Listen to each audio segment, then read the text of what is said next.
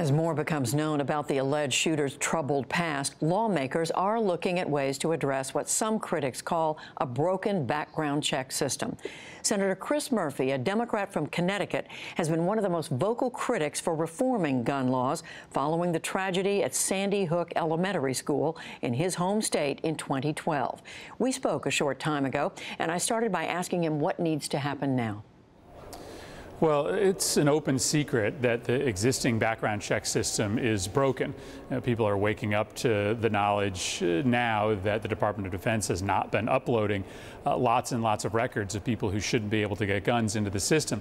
But the fact of the matter is there are many states that upload almost no records to the background check system, leaving the FBI to go out and try to get those records through other means. That means there are hundreds of thousands of people who shouldn't buy weapons, who are either seriously mentally ill or who have been convicted of serious crimes, who walk into gun stores and are able to walk out with weapons, like the shooter in Texas.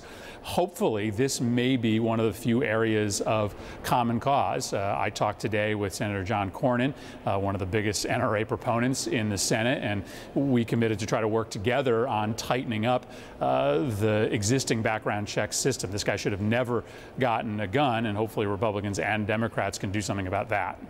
So, Senator, you're suggesting that the loopholes in the background system were well known. If that's the case, why wasn't it brought to the public's attention before now?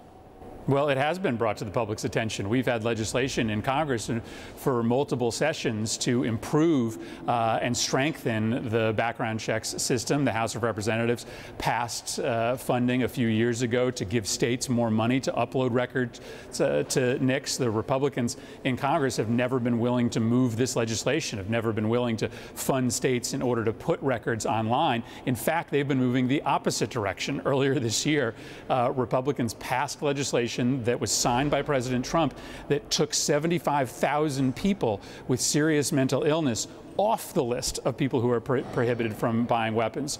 It seems that maybe in light of this tragedy, there is some willingness to finally close these loopholes and make sure that the background check system works. But everybody's known about this, and many of us have been trying to fix it for years.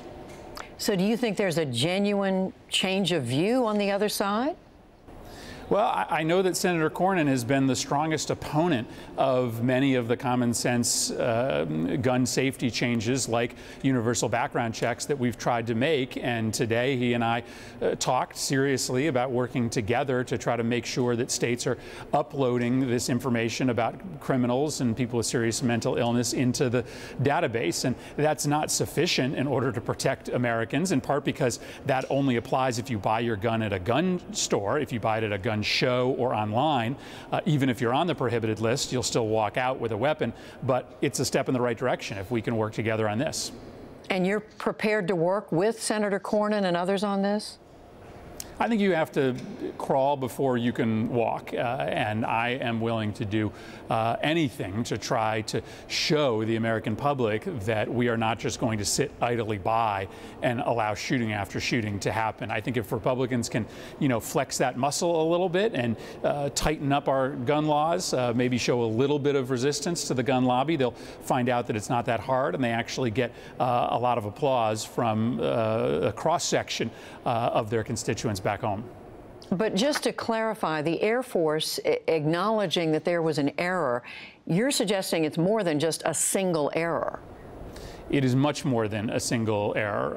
The data that I've seen suggests that while the military is uploading information relative to people who have been given dishonorable discharges, those that have been given bad conduct discharges are very often not put into the system. It does not look to me like this was an individual act of oversight. It looks to me like there's a much bigger systemic problem that we need to fix. President Trump, for the second day in a row now, he has commented on the shooting. Today, he is arguing again that it's fortunate that someone had a gun, was able to use it on the shooter outside the church. He's gone on to say more gun restrictions might have prevented this neighbor from doing what he did. Yeah, I don't know if anybody's told the president that 26 people died inside that church and that he was only pursued by civilians once he had murdered 26 people, including children and seniors. And despite the fact that Texas allows you to carry a concealed weapon almost anywhere, explicitly inside churches, this shooter, by using a military-style assault weapon, was able to engage in one of the worst mass shootings in American history. So clearly, a good guy with a gun did not stop a bad guy with a gun this weekend in Texas. It's part of this absurd mythology that the gun industry has tried to perpetuate in this country, which is never, ever true. Plenty of places that have lots of good guys with guns have mass shootings that are not stopped in that manner.